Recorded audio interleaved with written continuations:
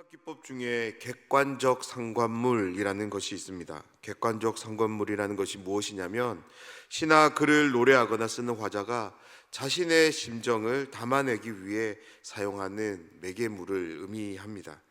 그래서 우리가 시와 같은 운문을 읽을 땐 이와 같은 객관적 상관물을 잘 확인하면서 읽어갈 필요가 있습니다. 왜냐하면 이러한 기법들을 시를 창작한 화자가 자신이 생각하는 주요한 내용을 함축적으로 담아내기 위해서 의도적으로 이런 매개물을 사용하기 때문입니다.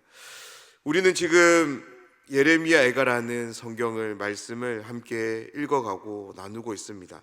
특별히 이 애가가 장르가 시, 노래인 것을 우리가 생각해 볼 때 이러한 문학 기법들, 장치들을 염두하면서 읽어가는 것은 정말이지 당연한 방법입니다.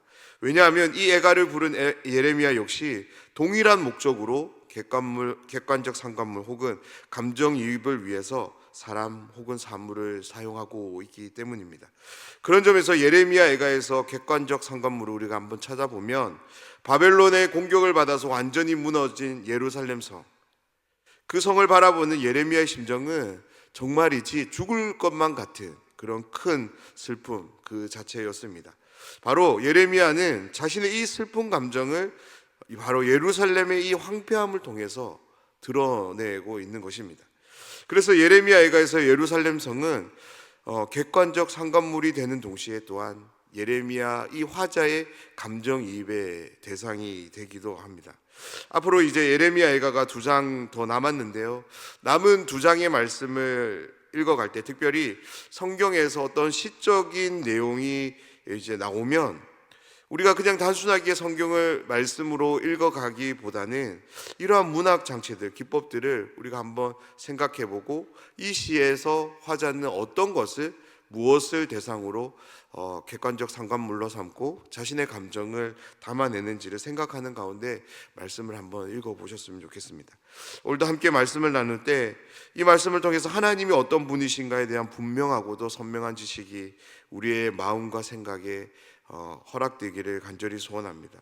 특별히 이 새벽 시간 그 하나님에 대한 지식, 그 지식을 온전히 신뢰하며 의지하는 가운데 우리의 형편과 상황을 아뢰며 간절히 기도하는 시간이 되기를 소망합니다. 오늘 말씀은 모두 12절로 구성되어 있지만 3절씩 끊어 읽어보면 4개의 단락으로 구성되어져 있습니다. 예레미야는 이 각 단락을 하나님의 이름을 부르며 시작하는데요, 오늘 말씀은 어제와는 전혀 다른 분위기로 전개됩니다. 다름 아닌 하나님을 적극적으로 찾으며 자신을 변호해 줄, 무엇보다 자신에게 잘못을 저지른 사람들에 대해서 보응해 줄 것을 간곡하게 노래합니다. 먼저 55절 말씀을 보면 여호와여 내가 심히 깊은 구덩이에서 주의 이름을 불렀나이다. 우리가 이 연결된 예레미야의 말씀을 보면 38장, 예레미야 38장에 보면 시드기야 왕과 함께 했던 고관들은 예레미야를 죽이기 위해서 모함을 벌입니다. 그 결과로 예레미야는 깊은 구덩이에 던지게 되는, 빠지게 되는 그런 말씀이 나오는데요, 그렇습니다. 그는 일전에 실제적인 구덩이에 던져져서 죽음의 위협을 경험한 적이 있는 거죠. 지금 이 예가가 나오는 상황이 정확히 어떤 상황인지 알 수 없지만 그는 지금도 심히 깊은 웅덩이에서 하나님의 이름을 불렀다고 노래하고 있습니다. 56절의 말씀은 예레미야의 간구에 응답하시는 하나님에 대한 소개의 말씀인데요, 이 말씀을 보면 예레미야는 하나님께서 이미 자신의 소리를 들으신 것을 확신 가운데 기인하며 계속적으로 들어줄 것을 하나님 앞에 기도합니다. 바로 귀를 가리지 마옵소서라는 이 표현을 통해서 자신의 기도를 계속적으로 들어줄 것을 이렇게 노래하고 있는 것입니다. 57절의 말씀은 자신의 기도에 응답하신 하나님에 대한 기억을 소환하는 말씀인데, 57절 말씀을 보면 내가 주께 아랫날에 주께서 내게 가까이 하여 이르시되 두려워하지 말라 하셨나이다. 아멘. 기도의 응답을 경험한 날이 언제인지 정확히 알 수 없습니다. 그런데요, 예레미야는 깊은 구덩이에 빠져서 죽을 상황을 마주했습니다. 그때 그곳에서 예레미야는 두려워하지 않을 수 없었는데요, 왜냐하면 그것이 심히 깊은 구덩이였기 때문입니다. 하지만 예레미야는 깊은 구덩이에서 겪게 되는 찾아온 그 두려움 속에 모든 것을 체념한 채 가만히 있지 않았습니다. 예레미야는 자신의 경험을 바탕으로 해서 믿음을 작동시켰고 하나님께 나아가고 있는 거죠. 다시 한번 자신에게 주어지고 있는 이 모든 어려움 가운데 하나님께서 구원해 주시기를 바라면서 모든 두려움을 온전히 하나님께 기도로 올려드립니다. 그때 하나님으로부터 예레미야에게 응답이 주어지는데요, 그 응답은 바로 두려워하지 말라라는 응답이었습니다. 하나님의 이 음성, 두려워하지 말라라는 이 음성은 큰 두려움에 휩싸인 죽을 것만 같은 그 상황에 놓인 예레미야로 하여금 충분히 안심할 만큼 큰 위로의 말씀으로 다가왔습니다. 그렇게 하나님에 대한 경험, 지식을 가진 예레미야는 이번에도 하나님께 기도를 시작합니다. 그것은 바로 자신의 원통함을 풀어줄 것에 대한 기도였습니다. 58절을 시작으로 이후 드려지는 내용들이 바로 이 원통함을 풀어줄 것에 대한 기도의 내용인데요, 다시 말해서 58절부터 시작되는 말씀은 또한 예레미야가 하나님께 이러한 기도를 드릴 수 있는 근거가 되는 또한 말씀이 되기도 합니다. 우리 58절 말씀을 보면 주여 주께서 내 심령의 원통함을 풀어주셨고 내 생명을 속량하셨나이다. 사랑하는 여러분, 우리는 언제 원통함을 경험하게 될까요? 우리가 어떤 상황을 마주하게 되었는데 그 상황 속에서 뭔가 억울함을 겪게 될 때, 근데 그것에 대해서 아무런 변론을 하지 못할 때 우리는 원통함이라는 감정을 느끼게 되는 것 같습니다. 조금 더 생각해 보면 억울한 상황 그 자체보다는 그 상황에 대해서 우리가 아무런 변호를 하지 못할 때 그 정도가 크면 클수록 원통함의 크기도 함께 커져가는 것 같습니다. 예레미야의 경우도 동일합니다. 예레미야 자신이 지금 어떤 상황 때문에 원통함을 겪고 있는지 말씀을 통해서 우리가 정확하게 확인할 수는 없지만 그는 어떤 상황 때문에 심령의 원통함을 겪게 되었습니다. 그런데 동일하게 예레미야는 이 상황 속에서 자신에 대해 그 어떤 변론도 할 수 없었던 것 같습니다. 그런데 무엇보다 중요한 것은 그때 예레미야는 하나님께서 자신을 변호해 주었던 기억을 소환하고 그 기억을 붙잡고 이번에도 하나님께서 자신을 변호해 줄 것을 이렇게 기도로 요청하고 있는 거죠. 그렇습니다. 우리가 사랑하며 믿고 섬기는 하나님은 우리의 삶에 늘 언제나 가장 좋은 것을 주시는 구원을 베푸시는 하나님이심을 믿고 신뢰하시며 기도하는 모든 분들이 되셨으면 좋겠습니다. 예레미야는 자신의 원통함을 풀어줄 것을 기도했습니다. 그런데 말씀을 보면 하나님은 원통함을 풀어줄 뿐만 아니라 그의 생명을 속량, 구원하신 것을 그는 경험했습니다. 그래서 그것을 의지해서 59절에서 이렇게 기도하는데요, 여호와여 나의 억울함을 보셨사오니 나를 위하여 원통함을 풀어주옵소서. 아멘. 예레미야는 지금 자신이 처한 상황 속에서 자신이 직접 무언가를 변호하려 하지 않습니다. 자신에 대한 변호를 누구에게 맡기냐면 바로 하나님께 맡기고 있습니다. 왜 예레미야는 자신에 대한 변호를 직접 나서고 있지 않는 걸까요? 왜 자신에 대한 변호를 하나님께 맡기며 하나님을 찾고 있는 걸까요?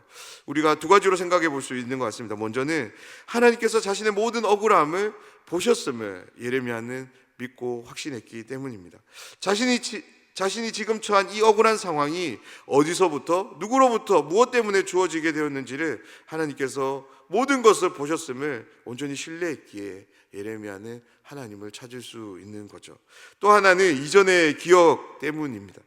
자신이 억울한 상황에 처해 있을 때 하나님께서 자신의 억울함을 풀어주었던 기억, 그 경험이 예레미야로 하여금 믿음을 작동시키도록 한 것입니다. 그로 인해서 예레미야는 하나님을 찾고 있습니다.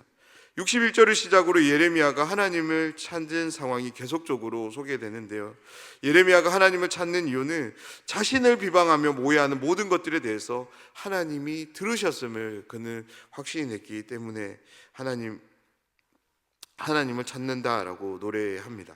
그리고 63절에서 그 악인들에 대해서 하나님의 입장 한 가지를 또한 요청하는데요, 바로 그들을 주목해서 봐줄 것을 예레미야는 기도로 요청합니다. 64절에서 예레미야는 다시 하나님의 이름을 부르며 이제 기도를 시작하는데요. 64절에서 시작되는 기도는 하나님의 보응을 요청하는 기도입니다.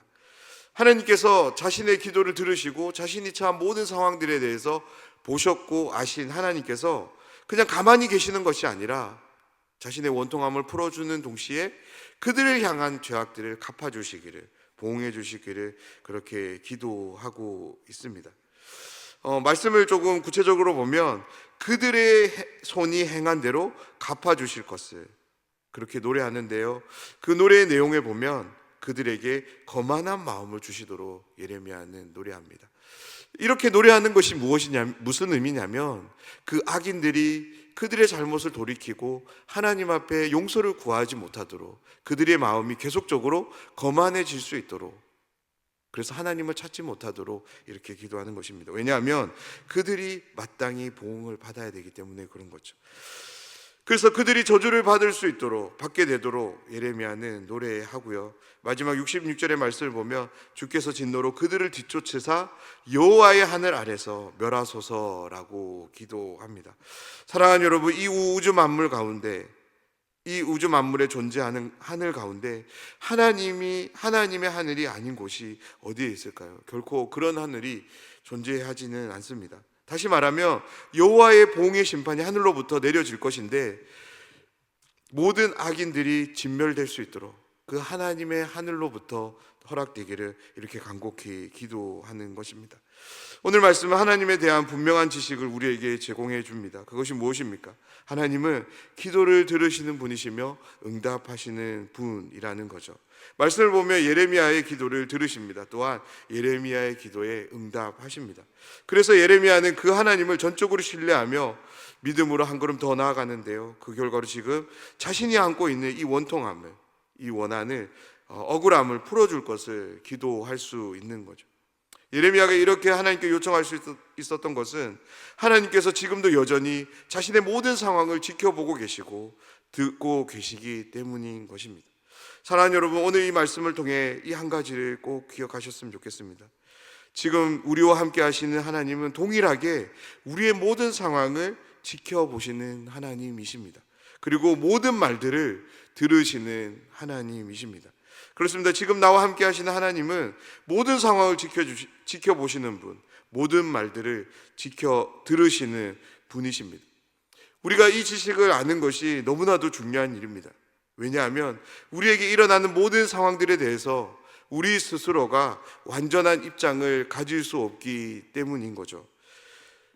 무엇보다 세상이 나의 이 상황들에 대해서 오해할 수 있고 곡해할 수 있기 때문에 그렇습니다. 그로 인해서 우리는 원치 않게 애매한 고난, 고통을 겪게 될 수도 있기 때문에 그렇습니다. 하지만 우리가 하나님께서 모든 것을 지켜보고 계시는 분으로, 모든 소리를 들으시는 분으로 우리가 온전히 신뢰하고 안다면 설령 세상이 사람들이 나를 오해한다 할지라도, 곡해로 인하여서 오해로 인해서 나에게 어떠한 공경이 찾아온다 할지라도 우리가 염려하거나 걱정할 필요가 없는 거죠. 왜냐하면 모든 것을 보시고 들으신 하나님께서 바르게 판단해 주실 것이기 때문입니다. 만약 내가 받아야 될 벌이 있다면 하나님은 나로 하여금 벌을 받게 하실 것입니다.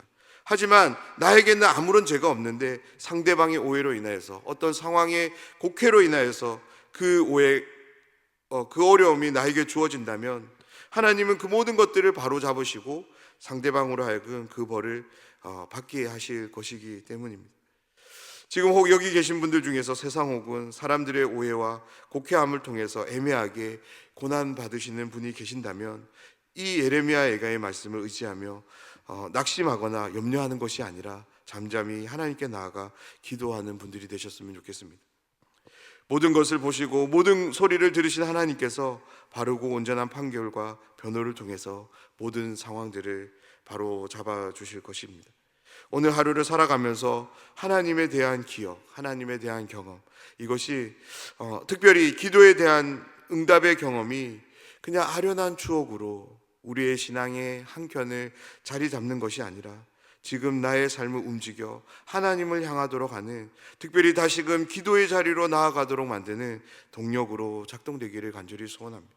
하나님은 지금도 여전히 우리의 삶에 함께 하십니다. 함께 하실 뿐만 아니라 모든 상황들을 두루 감찰하시며 보고 계십니다. 그 하나님을 신실하게 믿으며 의지하며 살아가는 오늘 하루가 되면 좋겠습니다. 특별히 하나님께서 우리의 기도를 들으실 뿐만 아니라 응답하시며 역사하시는 하나님이심을 전적으로 신뢰하는 가운데 기도의 자리로 나아가 기도하는 모든 분들이 되시기를 주님의 이름으로 축원합니다.